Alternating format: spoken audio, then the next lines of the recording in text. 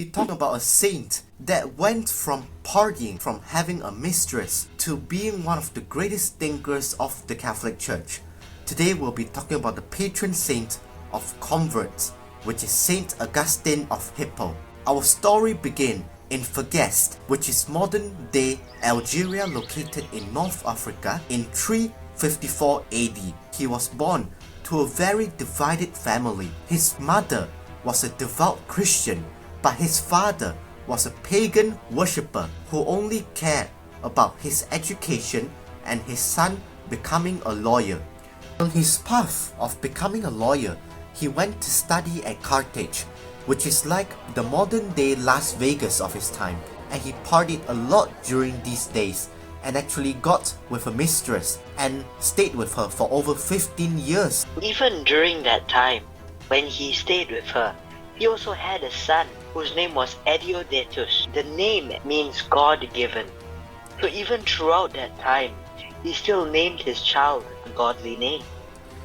What really surprised me is even though he was partying, living such a sinful life, he still decided to name his son something godly. At age 18, he joined a cult known as the Manichaean cult. This cult teaches its followers that the sinful nature of humans is not because of the soul, but it is because of the body. The soul itself is a pure soul, it's not a sinful soul, but it is the body that is sinful, which gave Saint Augustine the excuse to sin, because he can just say, well, my body is sinful, not my soul. In 386 AD, when St. Augustine was walking through a garden in Milan, he started hearing the chantings of a child. But what he failed to realize at that time was the chanting was an angel of the Lord. When he realized it, he converted to Christianity. Did he convert fully to Christianity,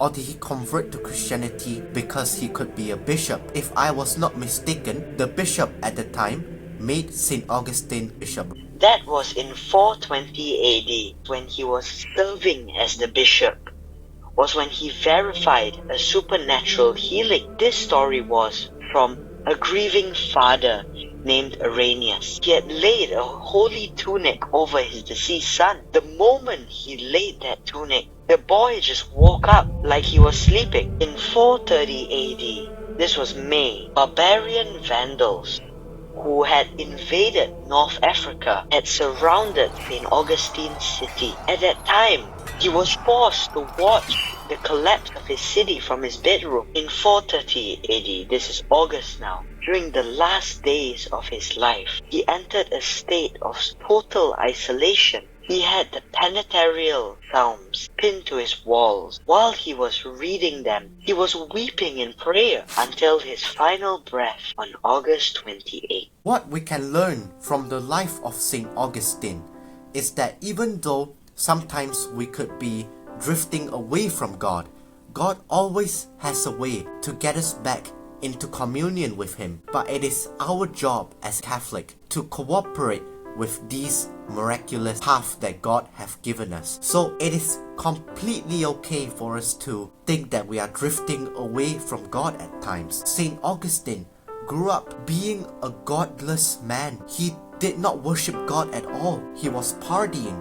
He even had a mistress and had a son. But towards the end of his life, he died praying to God, which is such a shocking turn of events. Remember, as a Catholic, when we commit sin, we could be separated from God. Always remember that God always loves us and His mercy is infinite.